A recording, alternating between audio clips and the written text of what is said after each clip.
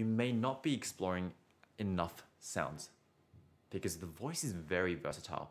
There are so many sounds you can have. For example, right, if you heard this song that I was meant to be singing a lot earlier, let me put on some reverb. If you heard the song that I was doing a lot earlier, you might notice something like this.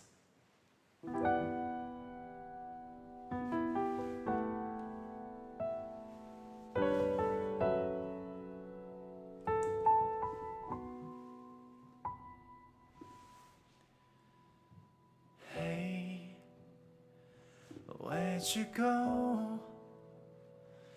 Could have sworn that you were sleeping over. Say, I don't know, but I thought that we were starting over.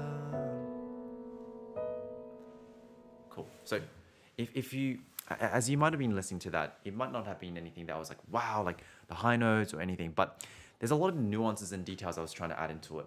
For example, the vocal fry, the quieter volume, the breathiness. So you might have to kind of rewind this to listen to it, right? And even some of the runs, right? I would say, how many different tools or different sounds can you add as a singer? Because that starts to add the dynamics and the flavor to your song. And so if you're still sounding quite dull and quite boring, you might not have explored enough, right? So I challenge you, I'm actually challenging you right now. Can you play around with your runs, play around with your the way you shape your mouth, play around with everything, and see if there's a place you can fit it into some of the music you're doing.